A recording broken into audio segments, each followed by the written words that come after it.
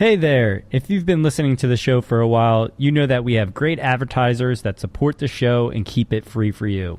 One of the reasons why advertisers love Smart People Podcast is because they know we have amazing fans. So thank you, amazing fans, for helping support Smart People Podcast.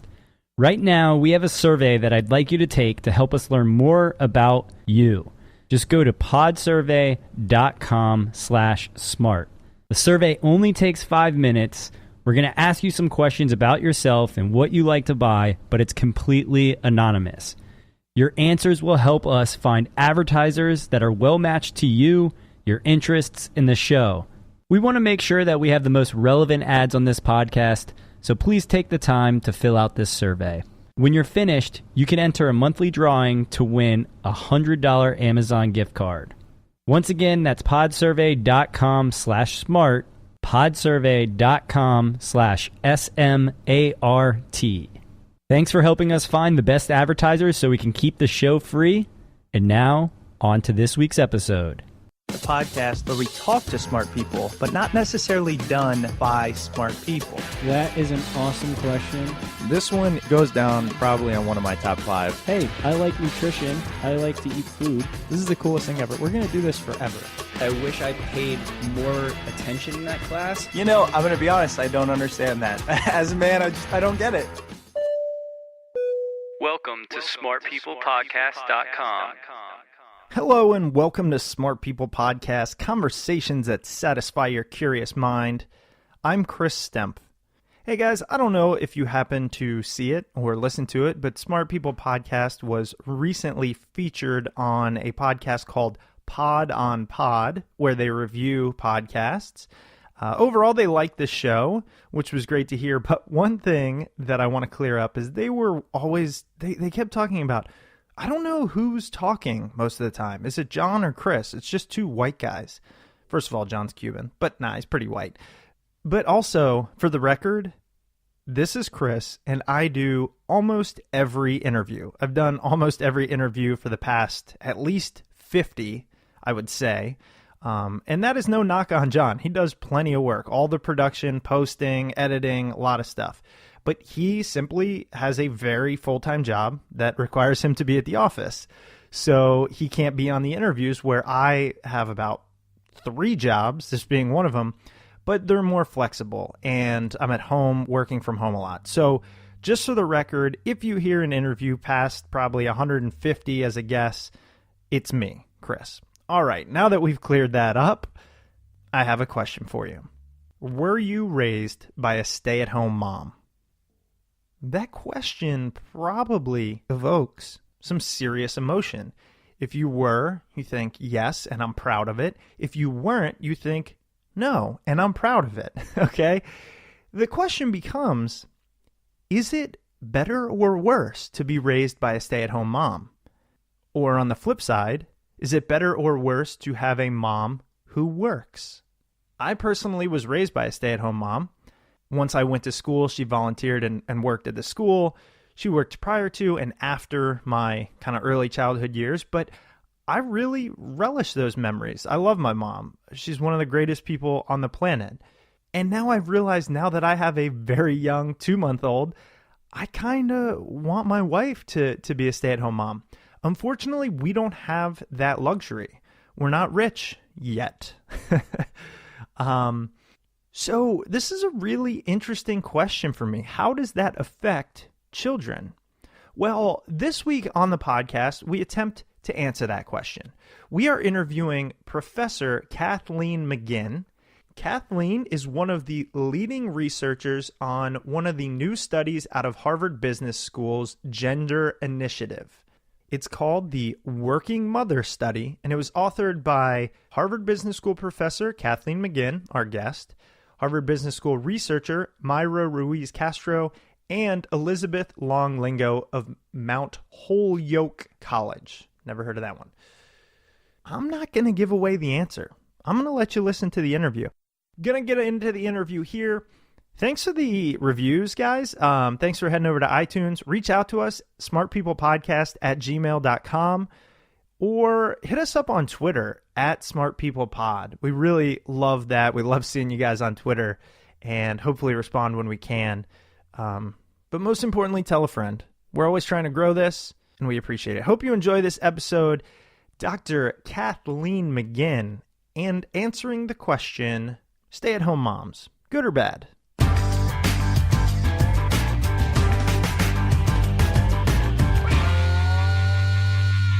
All right, Kathleen, thank you so much for being on the podcast. I'm really excited to talk to you about a subject that I am not really educated on in terms of the formal education, but I think many of us are educated on in just the way we grow up.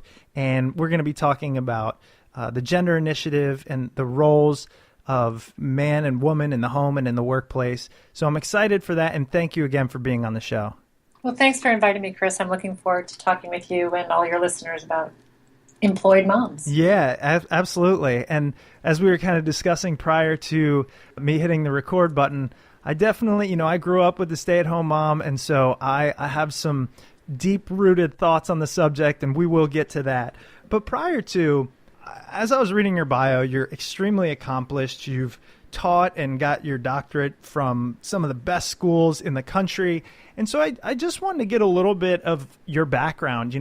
Were you always driven as a student? Were you naturally curious? What made you go into this kind of field and studying gender differences and roles? Yeah, great question. So I came out of my undergrad and was already managing the place that I'd been working when I was a student. So I worked full-time to put myself through college and just started working in management, and then went to get my MBA part-time while I was continuing to work. Became the director of training in the corporation I was working with, and then moved into the public sector and became the director of training in the public sector in Oregon, and then the director of labor relations. And I loved the work, but I constantly felt like I needed answers to really critical questions, and the answers weren't there. And I had a fantastic professor in my MBA program. He was a professor of accounting. And he had told me that there's no life better than being a professor. You get to study what you want and work with amazing students all the time. My father had been a professor as well. He was a professor of education and had been the dean of the School of Ed in Seattle. And when my professor told me this, I thought, well, why haven't I been thinking about that? So I really started thinking about becoming a professor, and it seemed to fit completely with my need to ask and answer questions.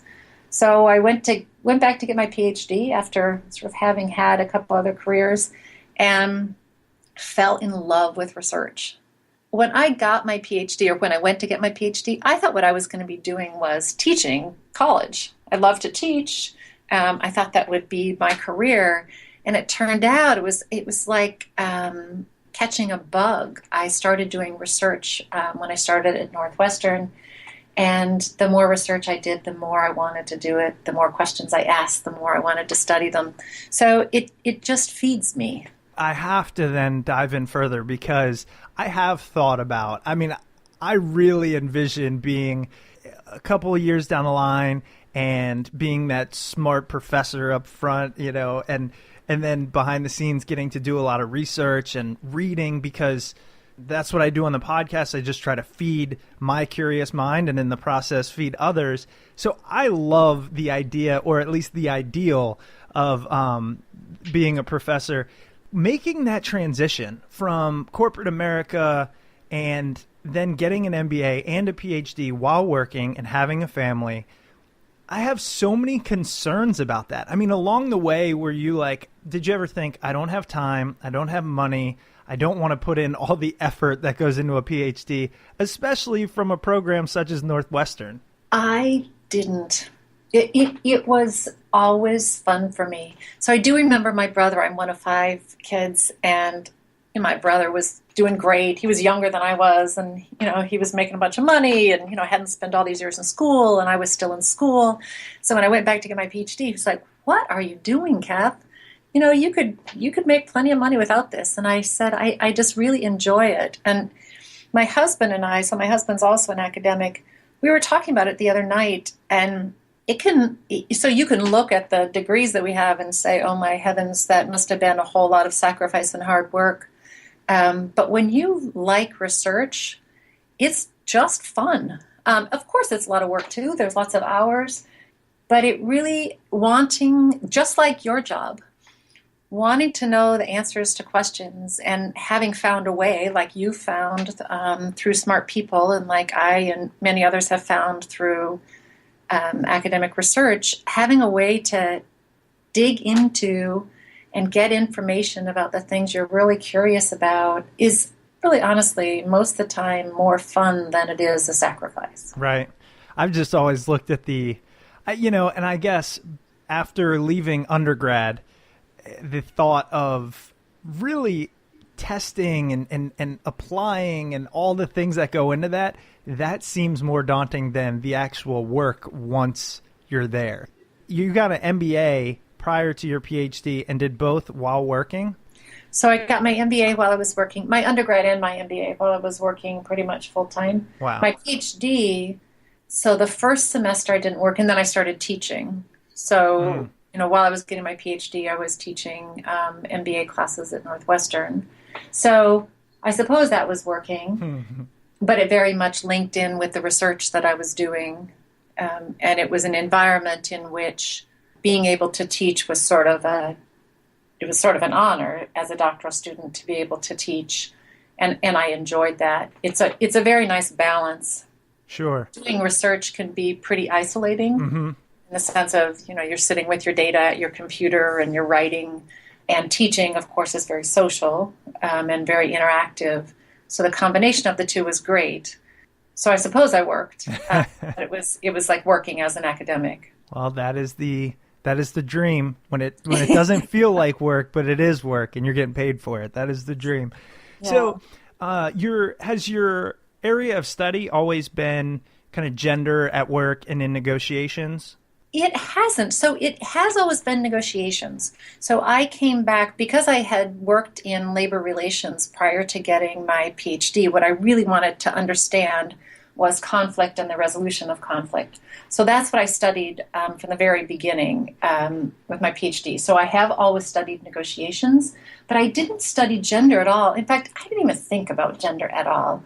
I do remember a few things. I was one of 5 essentially young executives for this corporation, and when I was the director of training, and I remember it was Secretary's Day, which there used to be Secretary's Day, and I remember the CEO gave out these nice pens to all the secretaries and gave one to me because I was the only female that wasn't a secretary, and I asked him, like, why are you giving me this? And he said, well, it's Secretary's Day, you're a woman. And I remember thinking that was strange. But other than very small things like that, I never thought about gender at all. I have worked with doctoral students throughout my career as a professor, and I had a doctoral student, Hannah Riley Bowles, who's a professor at the Kennedy School now at Harvard, and she wanted to study gender and negotiations. And so I was her advisor, and so I worked on it with her. But she was really driving those questions. And as we worked together, and we worked with Linda Babcock, who also writes on gender, she wrote the book Women Don't Ask. As we worked on this, it became clearer and clearer to all of us that gender was so situationally determined that to study gender inside a negotiation is kind of to miss the point. And so I moved away from negotiation studies. Some of my work still has negotiations in it, but for the most part, I moved away from studying negotiations per se to studying gender and work more broadly. Getting into gender at work, it's really, I don't want to say foreign to me, but I guess just unrealized. The struggle perhaps of minorities or females. Because as a young white middle class guy, I guess it's just status quo, right? And then having recently, within the past 10 years, been thrust into the corporate environment, a lot has changed, and there wasn't really, at least in my opinion, a noticeable difference. Although I know that we still talk about the gap in pay and things like that. What have you seen in your time since you had your normal job, now you're in academia?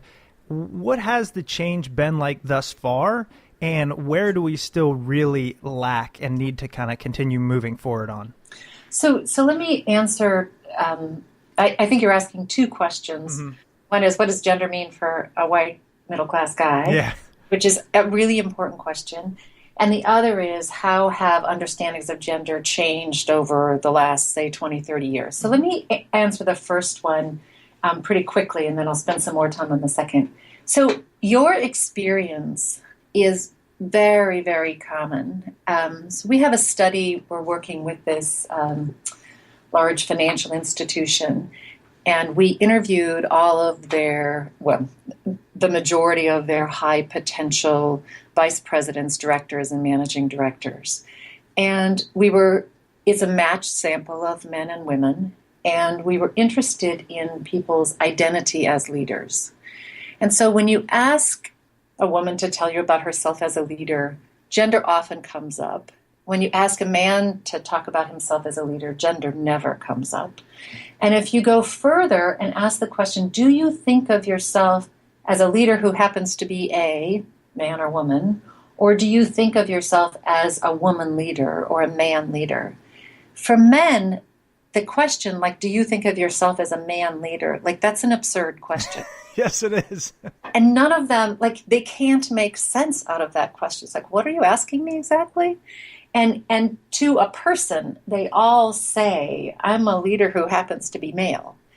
And with women, it's much more split. Some women say, I'm a leader who happens to be a woman, and other people say, I'm a woman leader. But the question is completely obvious to women. So your experience is very common, that people who are in the majority don't think of the dimension on which they're in the majority. And that makes it harder to understand the experience of those who aren't in the majority.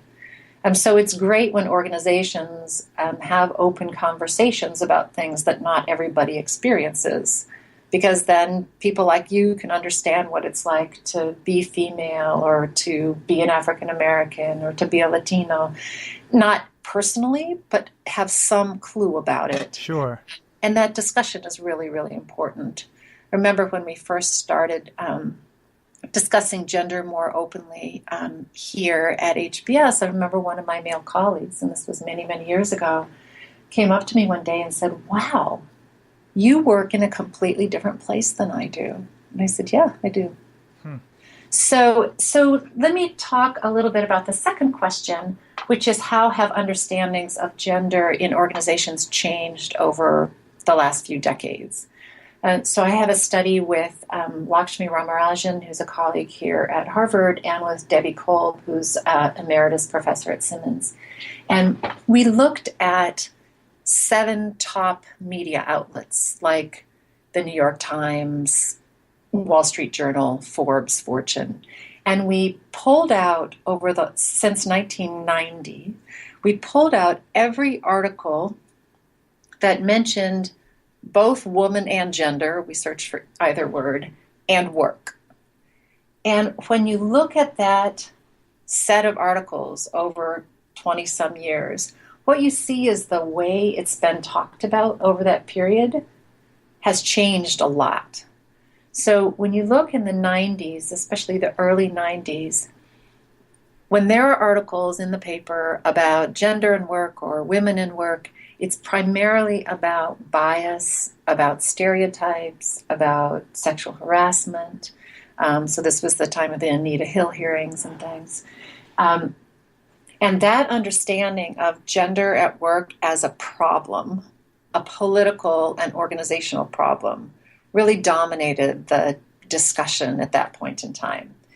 And when you think about gender from that perspective, it's really a political problem that needs to be solved.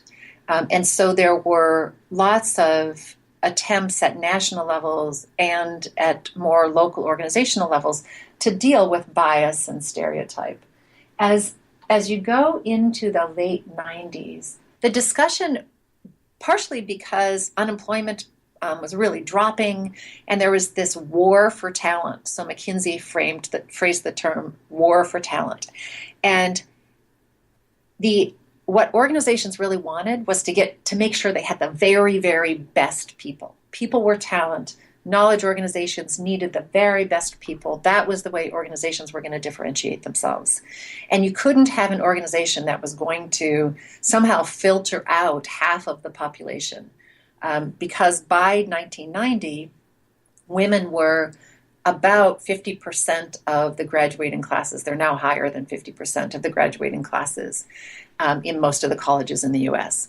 And so the discussion in the media and in organizations changed to move away from bias and stereotype with the understanding that we've kind of moved past that and started to focus more on the discussion of underrepresentation.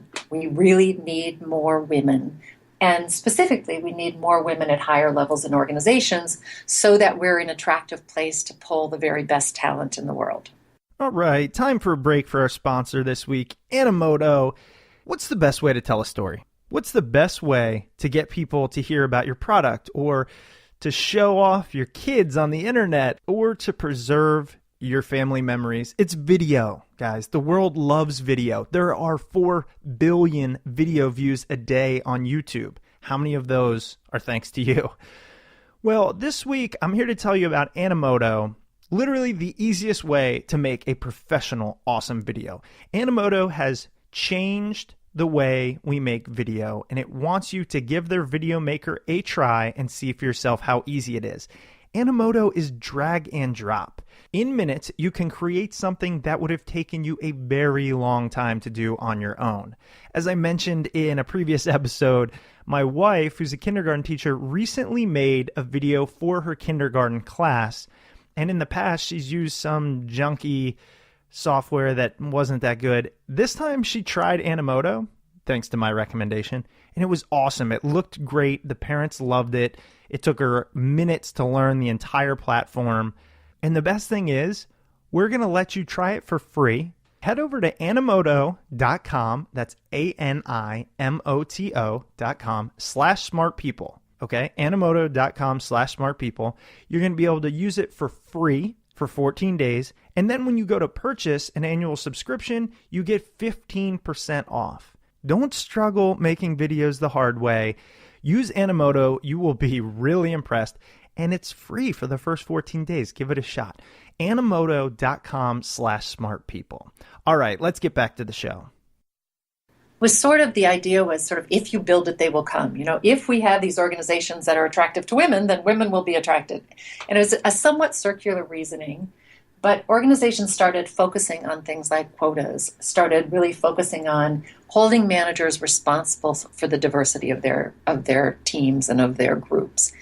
And this really moved away from a political question of gender and moved to having the onus of responsibility lying within the organization. Organizations needed to do something to make themselves more attractive. As you move into past 2002, 2003, a third way of talking about gender and work barged onto the scene, and that was this discussion of work-family conflict or work-family balance or work and home.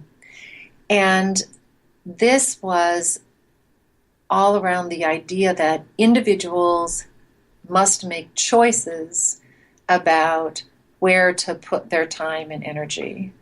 And what was interesting about this, and this still dominates, although it's starting to change some, what's interesting about this is that, by and large, it moves the discussion away from organizations as responsible for making sure that there are places where everybody can thrive, whether they're male or female or whatever race or religion they happen to be, to having the responsibility sit on the shoulders of the individual. If I want to have a good career, I have to figure out how to deal with this work-family conflict.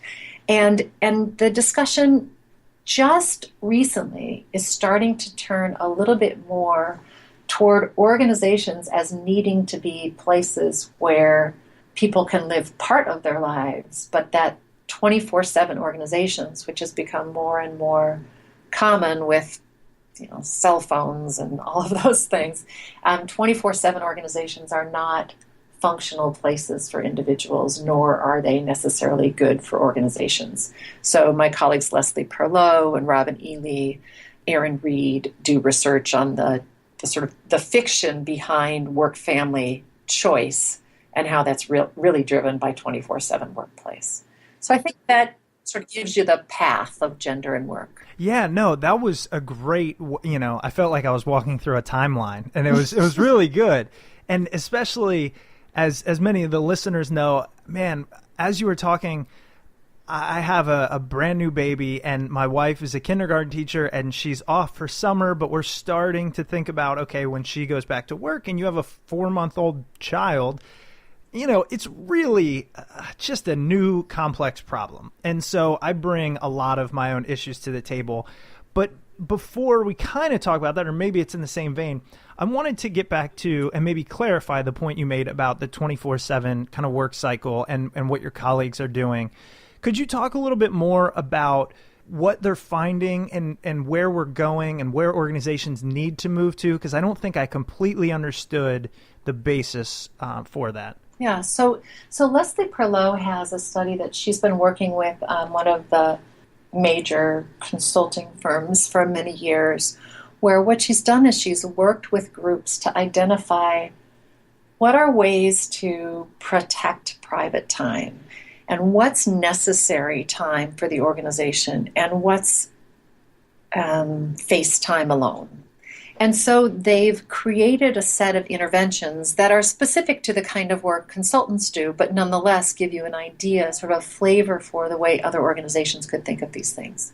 So consulting firms often have the consultants traveling essentially 4 nights a week, 5 days a week.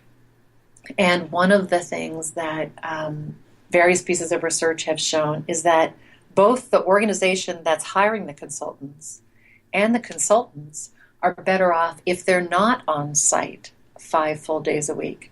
The organizations really need time to do what they're doing and don't need the consultants in their face all the time. And the consultants need time to really think through what they're finding rather than constantly be interfacing with the client. And so one of the real simple interventions that organizations like consulting firms have put into place is that we maximize the number of days that you have to be on the road a week. Now, people that don't travel, like you and me, think only having to be on the road 2 nights a week is a good deal. But for people who are choosing to be consultants, that is a much better life. Another example of it is the team works out who's going to have essentially what evenings free. So there's this expectation that they're always going to be available if an email comes in or if a Skype call comes in. And instead of the whole team always being available all the time, which creates unnecessary work and gives no one any freedom, basically they say, okay, Chris, you have Wednesday. And everybody knows that you are not available Wednesday after 5.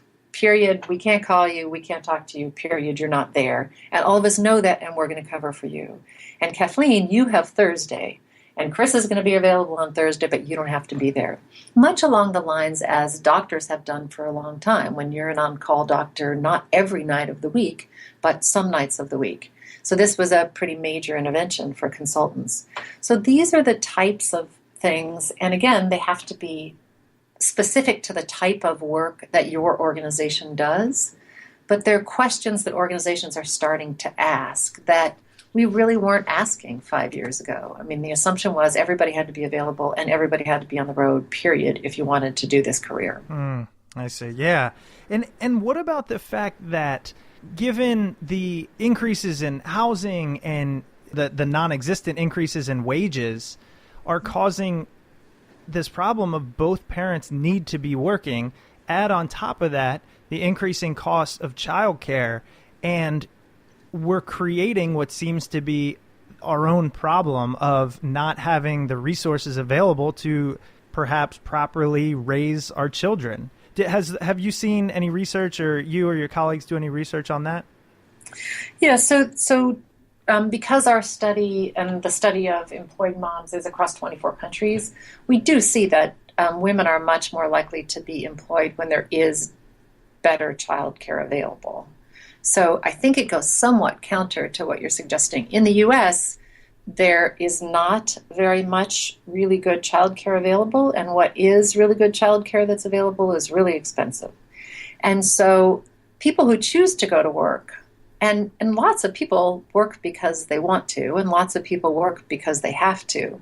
But whether you're trying to go to work because you want to or have to, if the cost of having your kids in childcare is more than you make or more than you take home, it's a losing enterprise. And that's the situation with lots of families in the U.S., that both parents would actually like to have some time in the workplace, but they have to figure out some way that somebody's always at home because they can't afford the quality care that's available widely in a lot of countries and available to high-income people in the U.S. Mm-hmm. Yeah, it is something I just saw. I want to say it was on the Daily Show, that the U.S. and Papua New Guinea are the only, I think that's what it was, the only countries in the world that don't offer paid time off to new mothers. I don't know if that's true. I think I saw it, but...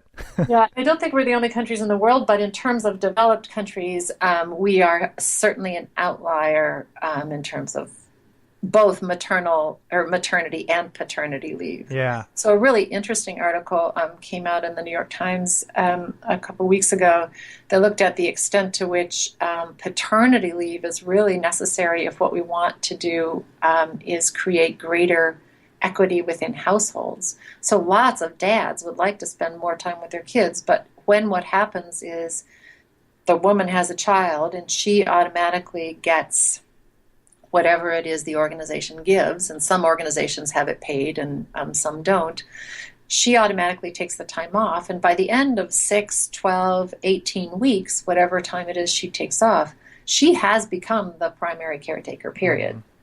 Mm-hmm. And it's very hard for the father to take on an equal role with his kids. And lots of dads would like to have that equal role, but organizations need to step up. And it would be fantastic if the government stepped up, but it's not clear that that's going to happen likely in the U.S. in any time soon. Absolutely. Well, let's move on to your bread and butter. It's this recent study that you guys did, and it's recently been published. Basically, that states having a working mother is unlikely to harm kids economically and socially as adults. That's, I believe, in a nutshell, the findings, and I definitely want to turn it over to you for more of an explanation on that. But again, I just have to say that, having been raised by a stay-at-home mom, it makes you wonder, like I was thinking, how can that be? Or not even how can it be, but what about the emotional intelligence of these children as opposed to just the fact that they make more money as they become adults? So I just have so many thoughts and questions on it, but I'd like you to kind of highlight what you think is the most important findings surrounding this study. Yeah, so let me start first with this question of, are they happier people?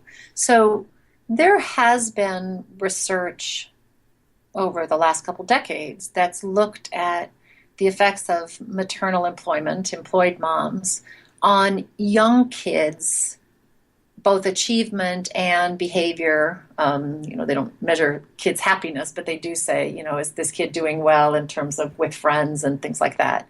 And across studies, academics have this approach that they do. It's called meta-analysis, where somebody who's a really, really good statistician takes 50 studies, say, that have looked at the question of maternal employment and children's behavior and children's academic achievement, and puts all those studies together and tries to control for as much as they can and says, overall, what do these studies say? And overall, even when you're looking at young kids, while the kids are still the kids are basically in grade school, there is a slight positive effect for maternal employment on children's achievement in school and on their behavior in school. This is strongest for lower income families. So you can think about the challenges that lower income families have if the mom stays home full time. They're dealing with less money, fewer resources, more stress, and many lower income families are single parent families, and so the mother really needs to go to work. And what these studies find is that mothers who are able to attain and keep employment and find their kids actually do better. As you go up the income ladder, that effect goes away. So if you are well off, there's no effect on your kids whether you go to work or not. Ah, I did not recognize that. And now a quick word from this week's sponsor. Okay, are you sitting down? I'm going to tell you about Aspiration, a different kind of financial firm. Their idea is pretty simple. Take everything you don't like about investing and do the opposite. Traditional Wall Street firms work for mostly millionaires. At Aspiration, their investment strategies are built for the middle class. Signing up takes as little as $500 and 5 minutes of your time. At Aspiration, you choose the fee you pay them, even if that's zero. They don't make a cent other than what you decide they deserve. That means you know they're committed to working for you. And Aspiration is one of the most charitable financial firms in America. They donate 10 cents of every dollar their company makes to microloans for struggling Americans working to build a better life. Fox Business News says Aspiration is shaking things up for Wall Street. And I think we can all agree that industry needs some shaking up. Check them out and sign up at aspiration.com/smartpeople. Aspiration's motto is do well and do good. And isn't it time a financial firm was built on helping us do a little more of both? Again, please head over to aspiration.com/smartpeople. Past performance is not indicative of future returns. There is no guarantee that any investment product will achieve its objective, generate profits, or avoid losses. Investing involves risk of loss, and alternative investments may not be suitable for everyone. Before investing, consider your investment objectives. And now, back to the show. Yeah, so that's not from my finding. That's from a couple decades of research on young kids' achievement. Okay. And again, behavior. The other thing that we have found, so while most of the press has talked about the effect on women's employment and the effect on men's contributions to home, we did look at a measure of overall happiness. So our data come from what's called the International Social Surveys Program, which is an international consortium that collects in-person interview survey data across 34 countries every year. And each year they choose a different addendum that is about something that they find important. And in 2002 and in 2012, they had an addendum on gender attitudes and things like whether your mother worked, et cetera. So those are the data that we use. One of the questions that was asked in 2002 and 2012 was, how happy are you overall? There were some other questions about happiness. They're all very highly correlated. So we use this question about how happy are you overall? And when you control for everything we can think of controlling for, both at the individual level, so how old are you, how much education do you have, where do you live, et cetera, and then control for things at the country level, so the GDP that year, economic freedom index, gender inequality index. When we control for all of those things, what we find is that the effect of being raised by an employed mom is nothing. It doesn't make you happier. It doesn't make you less happy. It's a whopping nothing. So just like your sort of intuition was telling you, whether your mom is employed outside the home or not isn't like the secret to life. It doesn't necessarily make their kids happier. What it does is it provides a role model that communicates certain things as valuable. So what having your mom work outside the home conveys to girls, to daughters, is that that's a normal thing for women to do. And so it's, in many ways, not that surprising, although people have been surprised by the effects. It's not that surprising that people who are women who are raised by moms who left for work every day are more likely to see leaving for work every day themselves as something that's normal and desirable and doable. Yes. Right? Their moms did it, they can do it. So it's not that it's better, it's that it's role modeling a certain openness to an expanded role for what women can do. And you can think about the effect on sons the same way. So being raised by a mom who's employed doesn't have any effect on men's employment, because men have always thought it was okay and normal and desirable to go to work.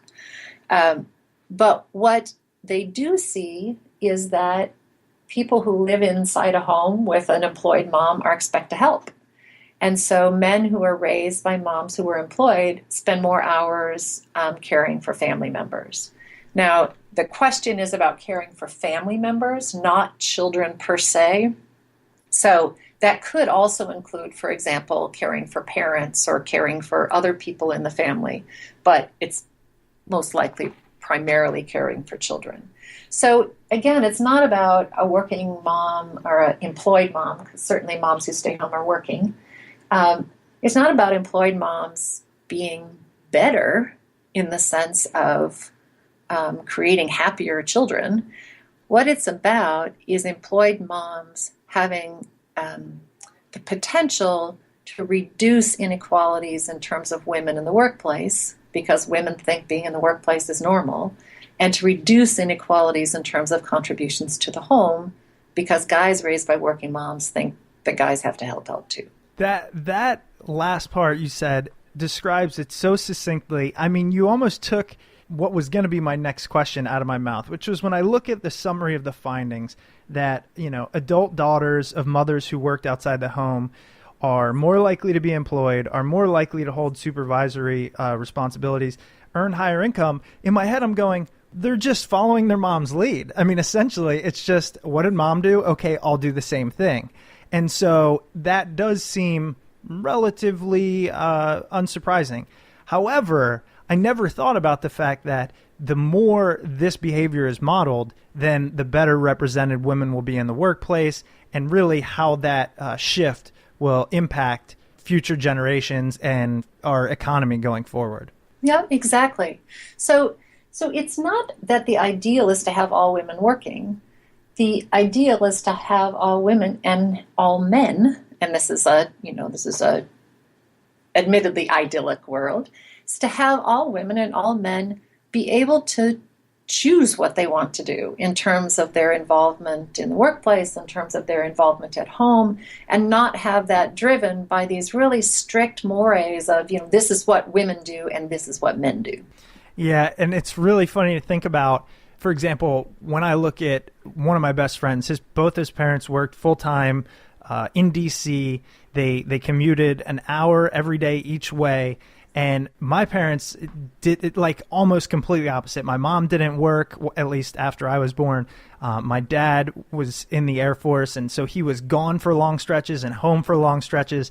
And then as we grew up, I'm thinking, no way I'm going to a 9-to-5 job. And I don't do it. I won't go to work every single day, get in a car, while my friend, he does. And that's just normal. And it took that for me to realize, man, like my disdain for being in a cube all day, every day, probably comes from the fact that I saw some of the freedom that my dad had.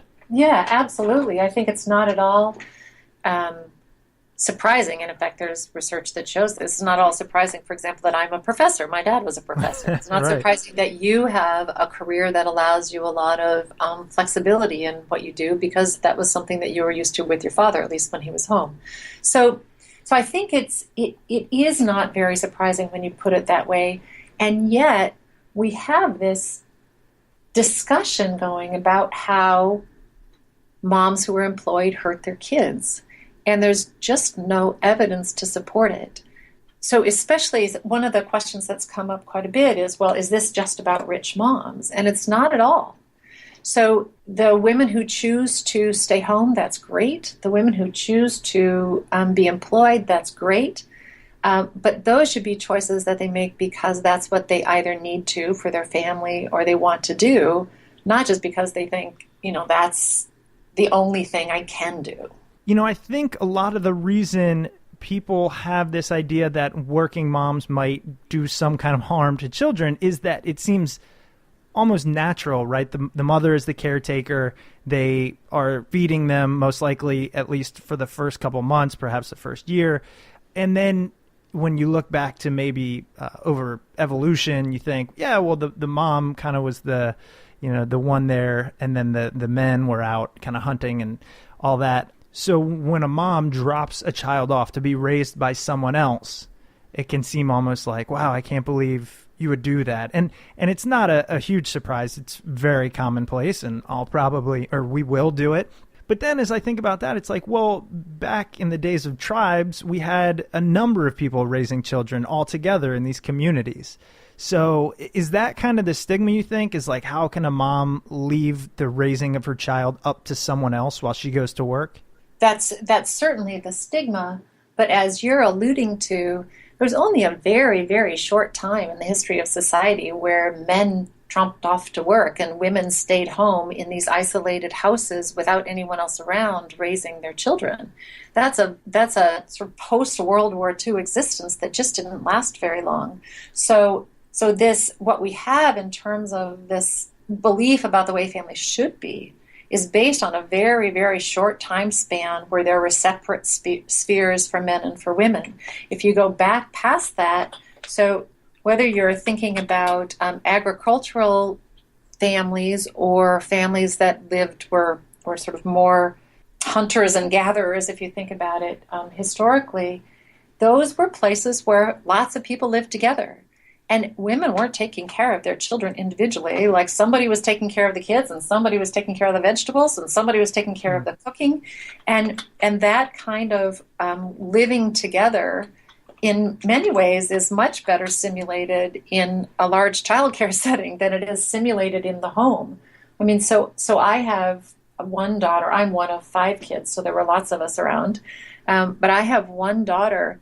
And the idea that I was going to stay home with her, just the two of us, like what kind of stimulation am I going to be able to provide this little person 24 hours a day when she can be in an environment where there are other kids and other adults, and in fact, adults who actually study and know how to stimulate and really take care of little kids. Mm-hmm.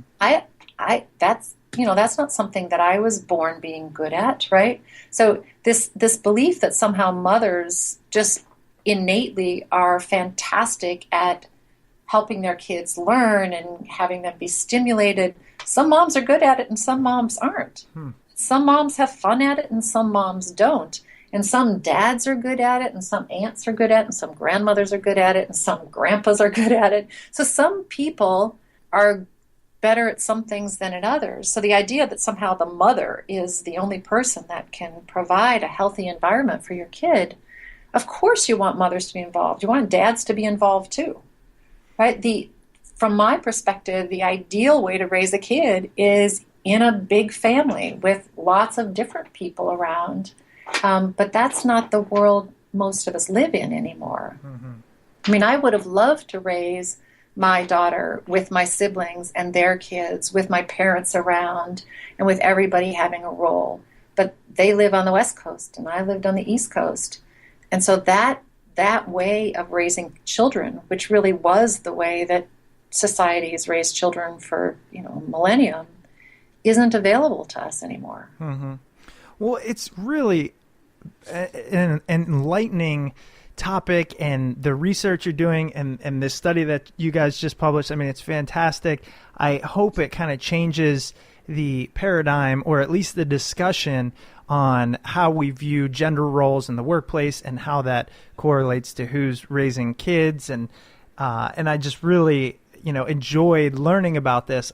Well, Kathleen, thank you so much for your time. I want to give you this opportunity to, send our listeners who are interested anywhere? I know you have the gender initiative. Perhaps you could tell them where they can learn more about that. We will obviously post links to, I know you've written an article on what we've discussed and some other things. We'll post that on smartpeoplepodcast.com. But is there anywhere where our listeners can find you and find more of what you're doing? Yep. So a great place for them to go would be to the HBS Gender Initiative site. So if you go into hbs.edu, actually, if you just type in HBS Gender Initiative, you'll get a whole bunch of research about gender at work, including my work. The other site that I think would be great for your listeners, the Harvard Kennedy School has a program. It's called the Women in Public Policy Program, WAPPP. And so you can also send them to the website for WAPP, WAPPP, and they have an even broader set of scholars who are studying these issues and studying them at a more international level than most of the work at HBS Gender Initiative. Oh, great. Okay, we will definitely include that one as well. And we'll send out a newsletter with links to all these. All right, sounds great. Thanks a lot, Chris. It was fun talking with you. Thank you, Kathleen. You as well. Have a great day. You too. Good luck with your baby. Thank you so much. Bye-bye. Bye-bye.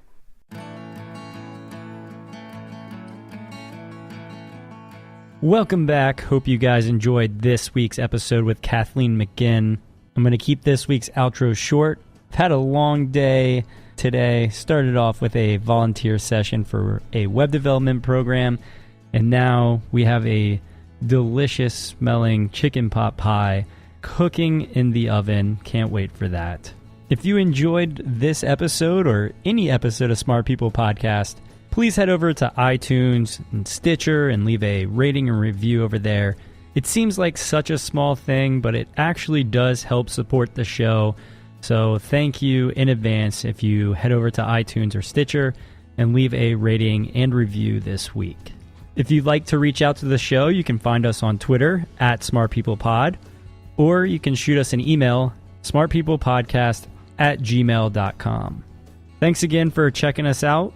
We've got some great episodes coming up, and we will see you guys next week. Thank you again to Aspiration for sponsoring this podcast. Check them out and sign up at aspiration.com/smartpeople. Aspiration's motto is do well and do good.